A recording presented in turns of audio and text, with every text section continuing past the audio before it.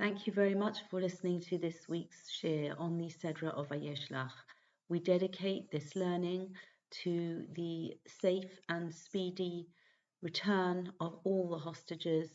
We are thankful, grateful to Hashem that more than 50 hostages have been released so far, but there are still more than 150 remaining that we need to continue davening for, we need to continue praying for, and we need to continue to pray for those hostages who have been released to be healed physically and mentally from the trauma that they have endured after in excess of 50 days in captivity in tunnels at the hands of the evil murderers who abducted them.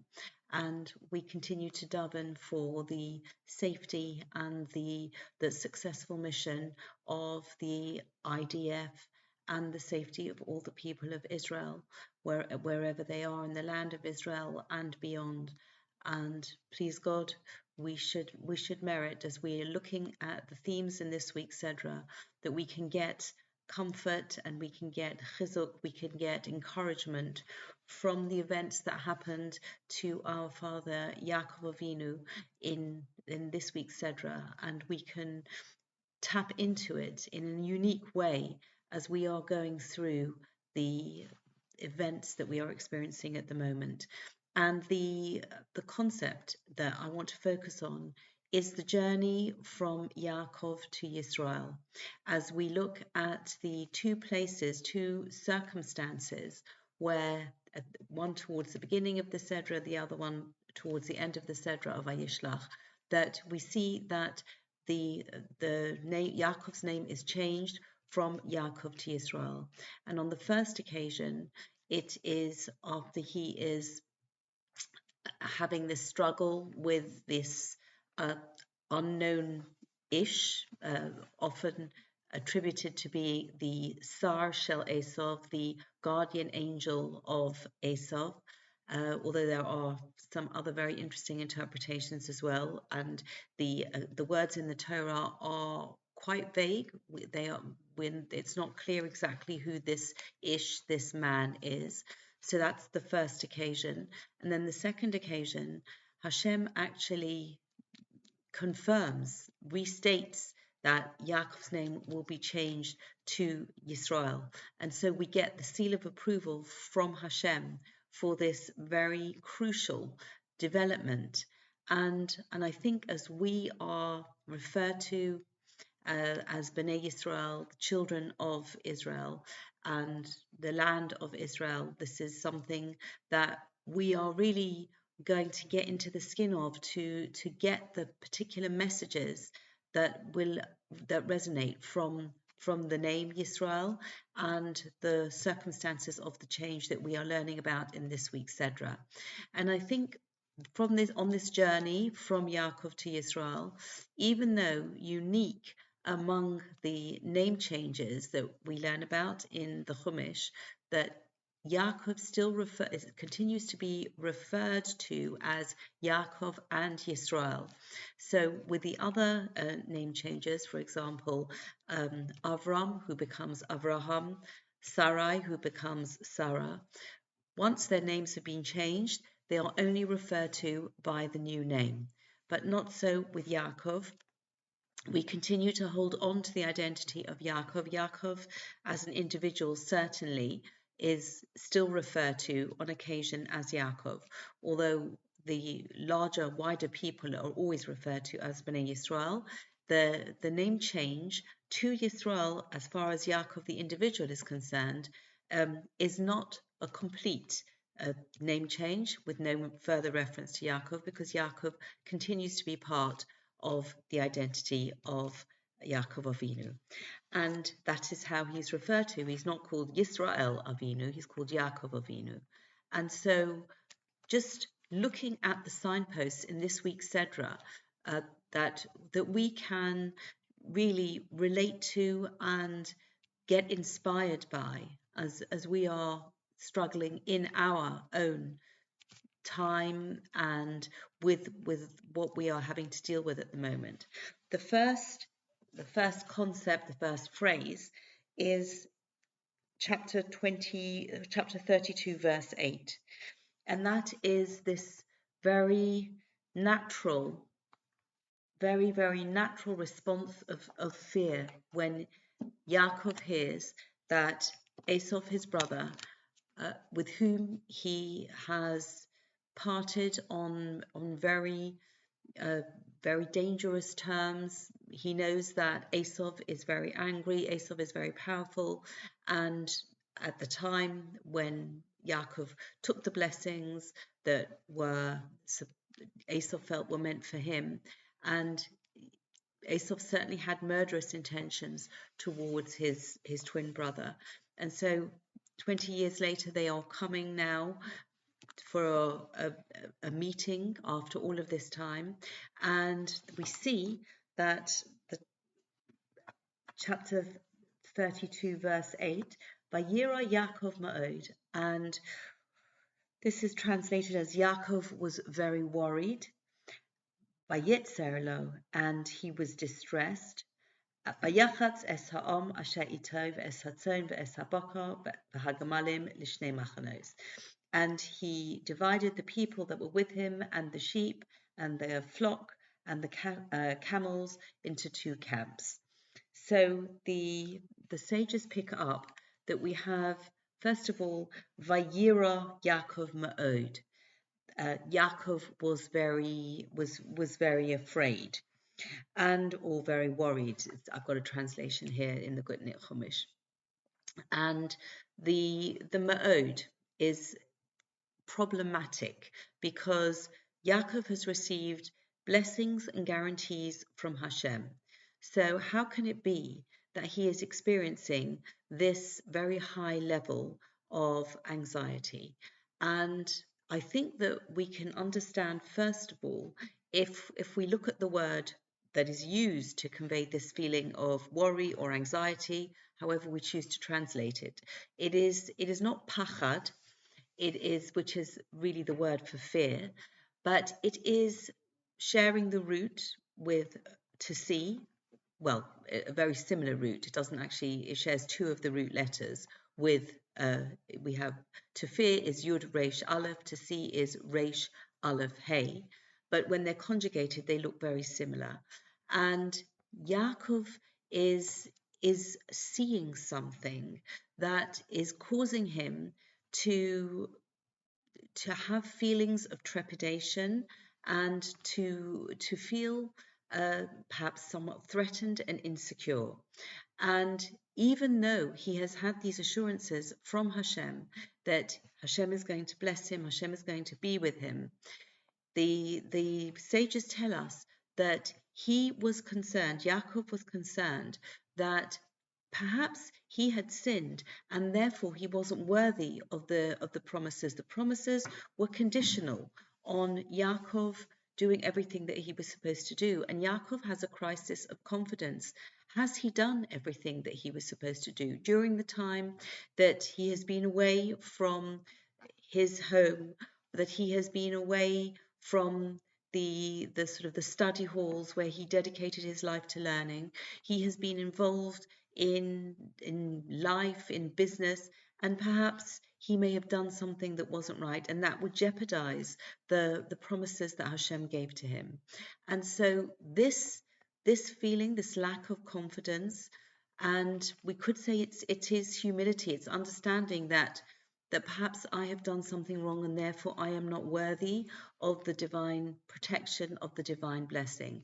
And I think that this is the first stop that we internalize as we move from Yaakov to Yisrael, that we have this starting point of humility, that we know we may have done something wrong, and we cannot assume that everything is going to go wonderfully and smoothly. We have to really try our best, really double down and make sure that everything we are doing is as it should be.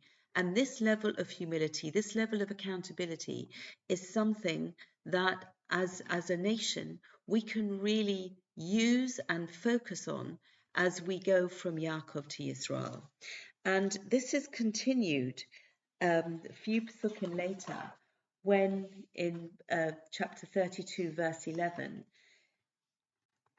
Yaakov Avinu expresses this in so many words. Kotonti mikol hachasadim umikol ha'emes asher osisa es avdecha. I am small.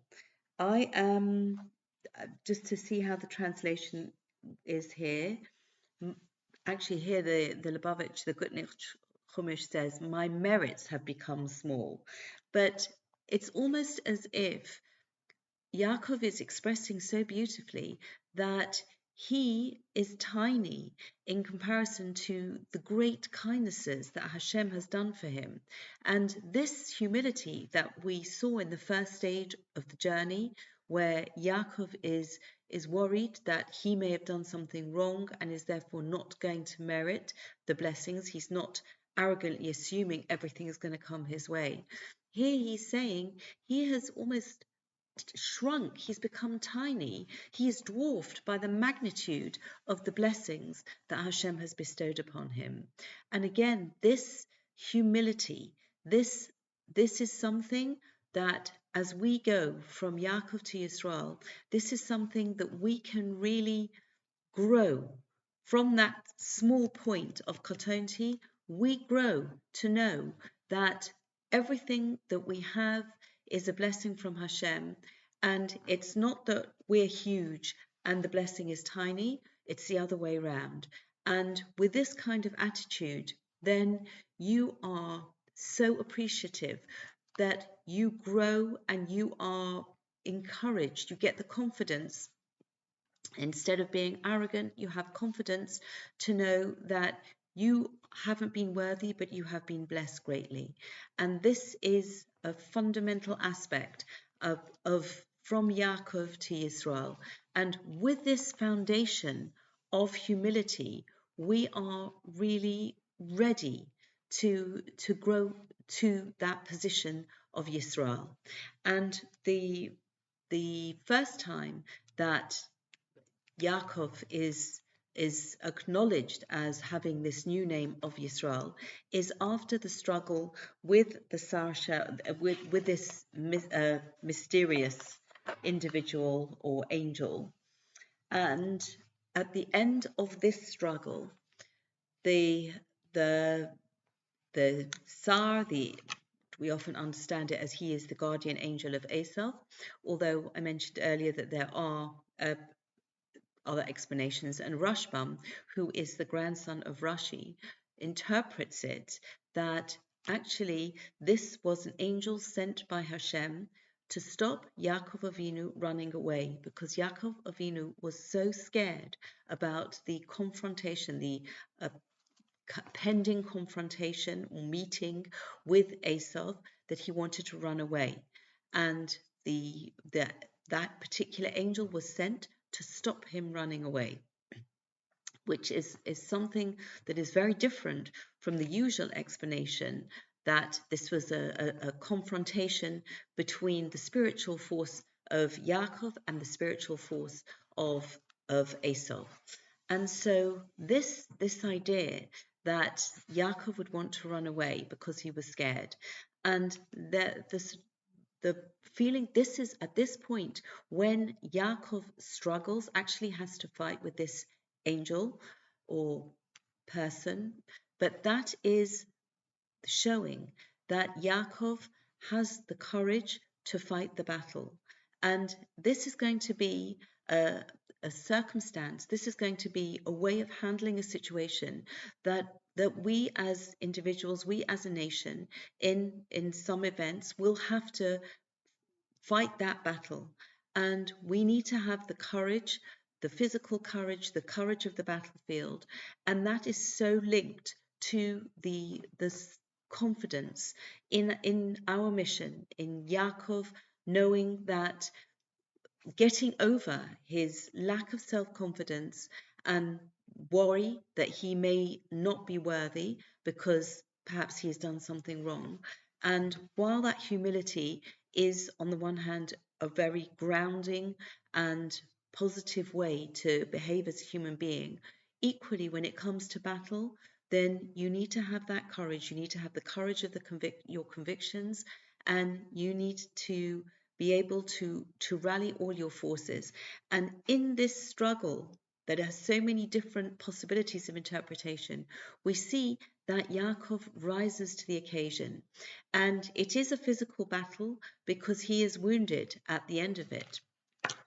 And this is the wound in the groin, and the reason for the prohibition of eating a certain cut of meat, the Gid Hanoshet, in remembrance of this particular struggle and how Yaakov, our father, was wounded during the struggle.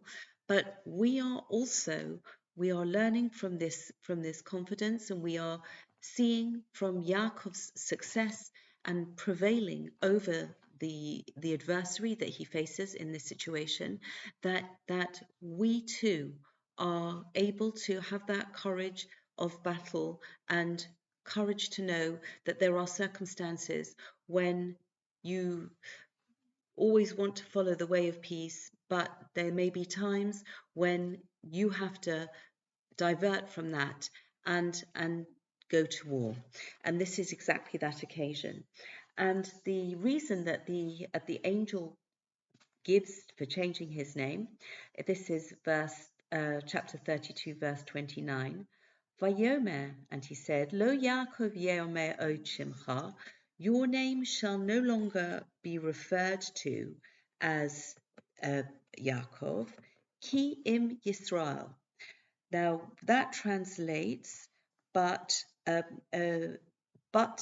will be referred to as Yisrael. He sorisa im Elohim v'im anoshim v'tuchal, because you struggled with God and with men, and you prevailed. And this ki im, actually literally translated means because if Yisrael. And perhaps we can get an illusion. It doesn't sound very elegant in sort of English to translate it literally, but this is this idea that these two names are going to be used interchangeably in the future, even though there is this name change and the higher status that Yaakov earns from the victory in this particular battle is reflected in the name Yisrael. And it is something that he has earned, but still his name Yaakov is going to be used in the future.